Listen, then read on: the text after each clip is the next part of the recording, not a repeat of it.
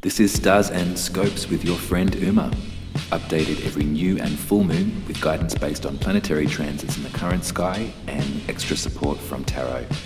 For accuracy, take a look at your rising sign first if you know it, and do feel free to listen to your sun, moon and rising if you'd like the full picture. I've had a bit of a snafu with the audio this week, so congratulations, you can treat yourself to this DJ set as well as your horoscope. All music that I'm using I found over at the freemusicarchive.org, so do check them out if you're looking for some high quality Creative Commons licensed music. Tips are always welcome at buymeacoffee.com/Uma Ruby, but other than that, let's get into it. Hello Leo and Leo rising, welcome to your horoscope for the full moon in Capricorn happening on July 14th at 4:37 a.m. if you're in the southern hemisphere with me, so that's early a.m. So if you wanted to ritualize, I suggest you do it the night before, and I highly suggest you do, because this Capricorn full moon is not only a supermoon, so on the ellipsis of the moon it's very close to the Earth, it's at the Priapus point, so right near planet Earth in its turn around the globe. It's going to be huge and really bright. It's also in a conjunction with Pluto, which doesn't happen very often for a full moon to be conjunct with Pluto. Let me explain this to you. Pluto, the planet, was discovered in 1930 and was given a name from the pantheon because of tradition, astrological tradition. By that point, the modern day astronomers followed the ancients, and so would give a name to each of the newly found planets on the basis of Greek myth. Pluto, or Hades as the Greek called Pluto, rules the underworld. Pluto is the benevolent ruler of life and death and rebirth. Pluto provides us with a shamanic opportunity to absolutely come through destruction. Pluto has been in Capricorn since 2008, so it's been a long time. It's because it's the furthest out, it takes forever to get around the Earth, or the Sun rather. It takes a very long time to orbit, and with it brings this profound movement, this destruction and potential for rebirth. Capricorn rules your 6th house, which is the house of daily activities, responsibilities and paying the bills and chopping the wood and showing up. It's the daily rhythms and rituals of life. It's the kind of the way that we are responsible for our input, for our contribution. At a full moon, we're encouraged to let go of any shortcomings that we may be in our periphery, that we may perceive of ourselves, that we're not doing enough, or that we aren't doing it right, or that we've lost the plot. But a full moon conjunct with Pluto is an encouragement to turn that on its head and to absolutely work with the upheaval and to flip it. If you've got planets in Capricorn, then I highly recommend having a look at your natal chart to see what has been playing out for you there. My sun sign is in Capricorn at 24 degrees. When Pluto transited exactitude, 24 degrees in Capricorn, was February of 2020, which was the beginning of my undoing. In a lot of ways, it was the beginning of a complete identity crisis, and what I thought that I was, what I thought that my station was and my talents and skills were for, what I thought life itself meant, I lost track of. And I was sucked into this abyss. I was sinking rapidly. And I was so scared I didn't know what life was supposed to be for anymore. All of the tension and all of the worry and the hate and the trauma from the past was dredged up and smacked in my face. And I had to really work very hard to discover the reason why. And so with therapy and also with other forms of healing, I discovered that transit. And from that point, when I realized that point of rebirth for me was written in the stars, I felt a tremendous sigh of relief, and I felt a real purpose from then on. And so from that point, my language for tarot and astrology strengthened, and I was cosmically downloaded a whole bunch of information that I know now, and I couldn't tell you why I know it. That in tune with hard, diligent study, which brings us back to the 6th house for you, Leo. So how can we work with any regret that you may have for the way that life has been lived day to day? And let's face it, it's been a real reckoning in that sense anyway. There's maybe been access to spaces that you normally thrive that you have not had. You know, there may have been friction with those spaces since having access to them again. Maybe these spaces don't serve you anymore. Maybe this full moon is the perfect time for you to ritualize and to shed your clothes and to get out there under the beaming light of this massive super moon and let go actively what it is that no longer serves you in your day-to-day. What rhythms can you say have come to a close? How will you collect the water and chop the wood and make it sacred from here on in? What are you going to do in your life? How are you going to change your habits, potentially to do with health as well? What is the vessel telling you? What is your body screaming out to you that you need, that perhaps you're not giving yourself, or perhaps you are finding it difficult to maintain that discipline? Capricorn is about discipline, and that's not a dirty word. And I'm sure that you know it, Leo. I'm sure that I'm speaking to somebody who is actively involved in their health and their body and their vitality. So how can we reroute that rhythm to better serve you? Because right now, Pluto is there about to press the button, sort of like flipping everything. At this moon, there's going to be a big rerouting in terms of your health and your rhythms. So let's co-create and let's work with this. Let's not come by surprise. Also, the moon and the sun are forming a T-square again. So it's two opposing energies. This time it's with not a planet but an asteroid in Aries. The asteroid's called Chiron. The mythology of Chiron is that of the wounded healer. Chiron was a centaur that was immortal and a sage, a herbalist, a healer. And Chiron was mortally wounded by, I think, Hercules, mask, dickhead, hurt with a poison arrow and couldn't die, but was living in complete agony, was in such pain that Chiron prayed to the gods to release them and to let them go because they were feeling so much agony, but they couldn't come to that conclusion because of their immortality.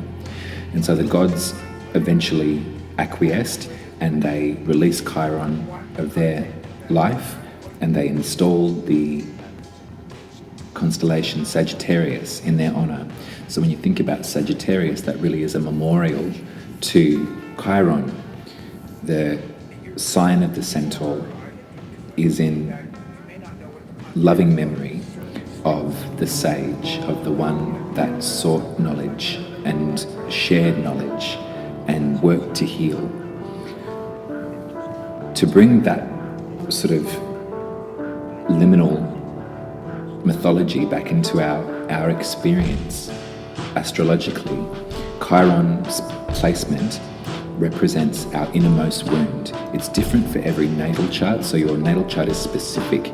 Your Chiron wound will be very specific to where you have pain and in what part of your life and what style of pain. And that's the place where you can recognize it in other people and you actively help them soothe, but you can't soothe it yourself. So globally, Chiron, the asteroid, is in Aries, and the Aries Chiron wound is that of the self. It's that of the soul. So gently, and not everyone is open to this, but that does mildly go to reference perhaps some of the difficulty that you may have been having with your soul purpose or your innermost self. That wound of lack or loss or fear is working with pressure at this full moon. So I would be encouraging you to name it, to notice it, and to then funnel it through and to let that go back to the Capricorn moon. Because from here on in, Leo, things are going to be different. Things are going to really, really change. Aries is in your 9th house, so Aries is lots of Sagittarian energy there in the 9th. It is about teaching and learning and philosophy and spirituality in a more formal sense. So if there's something about you not feeling that you measure up to that kind of language or not receiving the lessons in the way that you wish to, I would encourage you to let that go, because you've got great potential and you've got great access to your 9th house. The Chiron wound is being highlighted right now, but we also have this opportunity to let it go back to the moon, because she's ready to take it and she's going to be really close by and really big. And in a lot of ways, the Capricorn in you is being invited to a break. So when you think about Capricorn, think about the lower vibration of that sign, think about the self-deprecation, think about the obsession with work and service, think about the idea that Capricorns sometimes think that's all they're worth, is their service, is their most public face, their vocation. Let some of that go, because it's not going to serve you to hang on to it any longer than this full moon. That's the astrology. I'm going to pull you some intuitive tarot right now to help encourage you in this process, to fill you with some hope. So Spirit, that one came out straight away.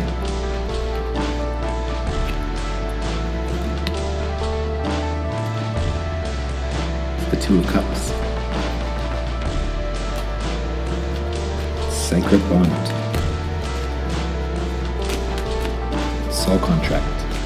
Beginning. Fresh.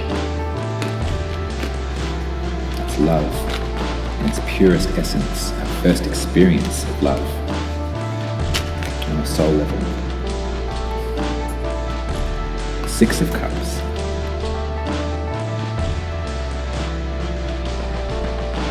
Soulmate. Inner child.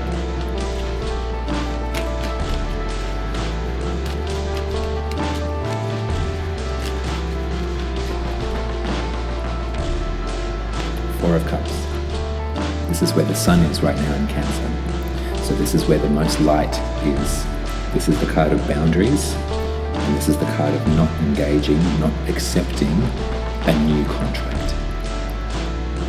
what I'm seeing for you here, Leo, is that the work that needs to be done and the breakthroughs that need to happen, the sacred healing bond of the Two of Cups is with you and your inner child. It's your essence. It's who you were as a little kid and what you believed in and how you experienced the world. What did the colours look like? What did food taste like? What did nature smell like? It's all of that stuff. And it's coming back to the garden. I'm getting Joni Mitchell all over the place right here. We've got to get ourselves back to the garden because, and you mustn't feel guilty for this because it's endurance and you've got so much endurance. You have exhausted yourself because of your endurance. We mustn't always endure. Sometimes we need to take a moment. We need to sit by the river and we need to heal. And we need to discover our wounds and where they lay, hidden secretly under the rib cage, wherever it is. And we need to get out the band-aids and the mercurochrome,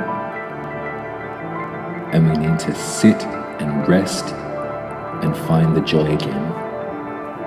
The Six of Cups is one of the most beautiful cards in the tarot. And sometimes it can be a connection with somebody else. Sometimes it can be that spark, sometimes it's with the mother. Coming back to that space of discovery. But we must remember that the Empress, the mother, is within all of us. And it's our blessing to be able to soothe ourselves. So at this full moon, I want you to let go of the grind, let go of the restriction and the structures and the exhaustion. And I want you to start afresh at this healing process. It doesn't matter, grief is cyclical. It happens to all of us and it comes around, and that's okay. Let's look at this wound and let's go deeper and let's find out how we can heal it. Sounds all gone. That's your reading, Leo. I love you to the end of the world. And if you wanted your birth chart read, you can head to umaruby.com and book an appointment via the reading section. I'd be most happy and willing to help you with whatever it is you need to discover. You can tip me at buymeacoffee.com/umaruby if you'd like to tip your waitress. She made an effort today, all day, and forevermore.